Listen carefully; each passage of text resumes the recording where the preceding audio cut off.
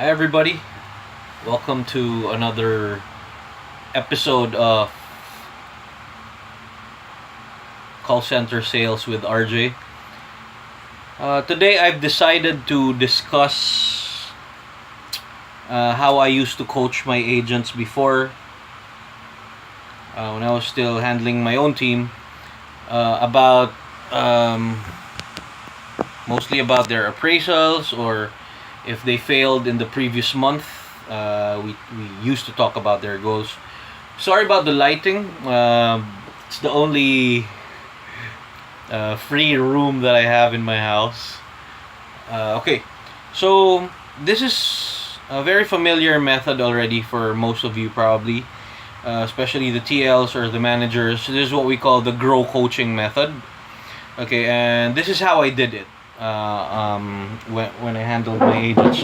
Let's say, for example, I have this agent named Logan, and Logan failed last month, or let's say 2 months. Logan has failed to hit his targets, which is to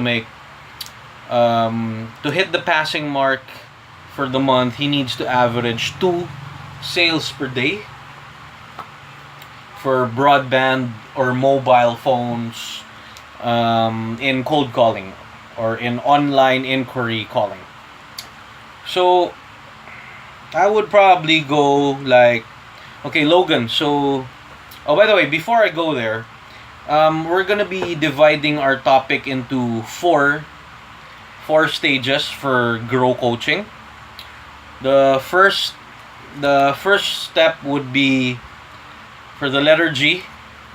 It's called goal. Alright. Second would be the reality. Goal of the agent, reality of the agent. What are they hitting right now? Options that they want to do to improve. And the will and the when would they do it. So for the goal, for example, the goal of the agent to hit for the month would be the goals for, like, I'd probably go, Logan, since you failed for 2 months already, what goals do you have in mind to hit for this coming month of April 2017? And normally, let's just say, for example, his answer would be, I want to pass. I want my grades to pass for this month. Or I want to get appraised for this month. And for me to get appraised, I need to average 3 sales per day, or 3 SPD as we use in the ops floor. And I'd go elaborate on that. Let's say, why would you want to hit passing grades? Why would you want to hit 3 SPD or 3 sales per day? And the possible answers that I would get would be, well, I want to make money. I want to make commission money. Because it's 500 per sale or 1,000 pesos per sale. If I make a mobile sale or I make an internet sale, it's, let's just say, for example, it's 500 or 1,000 per sale. So I want to, TL, I want to make money for my family. That's going to be the normal answers of your potential agents. Okay? Or TL, I want to keep my job. I want to keep my job because I already have a warning for failing for, let's say, 2 or 3 months already, TL. I want to keep my job. I'm happy here. And so I want to pass so that I can keep my job. You need to make sure that the goal is clear. It needs to be, smart. What do you mean by smart? I don't memorize that, but it's normally specific, measurable, attainable, realistic, and time bound, if I'm not mistaken. So it has to be clear. The goal of the agent, you need to make this clear, and you need to ask why, so that you can motivate them about it. Because if you know who they're doing this for, then that's going to be a very powerful tool for you as the team leader or as the manager. You then go to the reality. Okay, so you want to get appraised. You want to pass your grades this month. You want to get appraised. You want to make commission money. And let's just say, for example, commission money starts when you hit, let's say, 3 sales per day.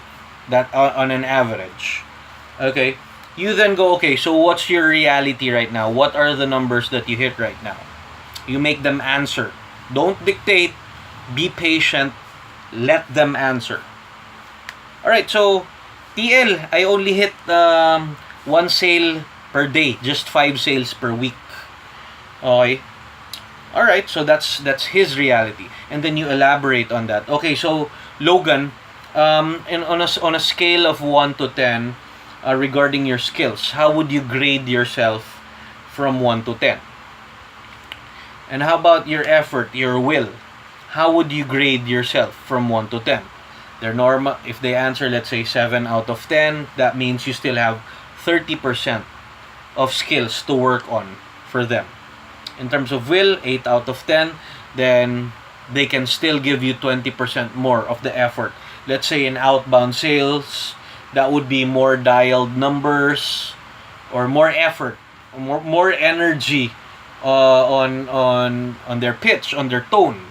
Those are the normal things that they can adjust in terms of the will. So we've covered the 2 stages already, which is getting the goal of the agent, and then number 2, getting the reality of the agent. You need to know where they will be coming from. We good so far? Alright, so third stage, I hope I'm not rushing this too much. Third stage would be the options. What are the options that your agent wants to do to get their reality higher into reaching their goals?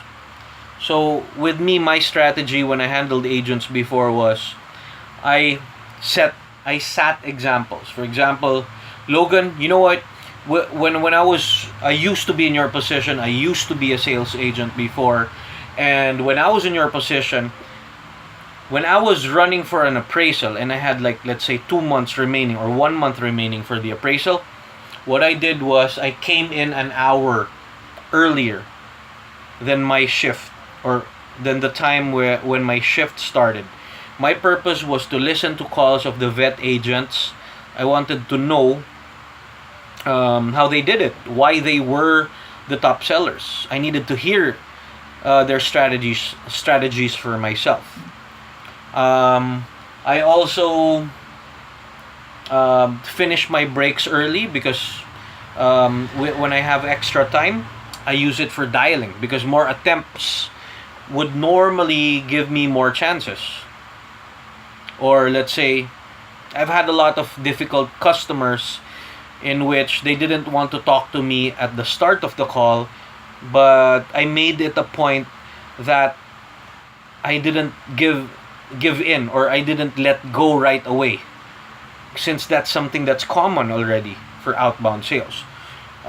These were some of my strategies. I used to give phone numbers of the calls where I had difficulty in. I used to give those phone numbers to my TL so that I could get coached about a specific phone call that I had, and a specific call that I didn't have much success on. So how about you, Logan? What do you think are the steps that you want to take, or options that you want to take, for you to be able to get yourself in a position into reaching your goals? At this point, let your agents still give you the answers. I know this is a point where you just want to tell them what they should be doing. You can set examples of how you became successful, because there's a reason you probably became a team leader. It's because you were good. Probably you were successful when you were on the phones. But at this point, let them dictate the options that they want to do. Give examples. Examples if necessary, because some of them don't really know what to do yet. So it's important for you to be sensitive on which agents don't actually know what to do, and help them out. Give examples. Let them choose for the options. Lastly, you go to the will and to the when. Will would be ask them which part of the options they are willing to do. Like if they want to listen to calls, vet calls before the shift, let them choose it from the options. If they want to have coaching with the TLs with you about certain calls, if they choose that, let them own the options that they would do for self-improvement. And then last but not least, ask when. It has to be specific. When do you want to hit your passing grades? TL, I want to hit it on April 2017. This month, I want to pass. Okay. And then print out your coaching sessions. Anything that's not documented did not happen. Anything that's not documented, they probably forget about it after an hour or a day or a couple of days. So you need to make sure that everything's documented, because that's for their file. That's also for them to understand that you're not playing around, that it's something important. That's why it's documented, and that they should take it seriously. Alright, so I hope you learned something about Grow Coaching. This is specifically for sales, but obviously you can also use this for CS or CSAT ratings. It's up to you. Alright, so once again, thanks for watching Call Center Sales with RJ, and I hope to see you next time. Cheers!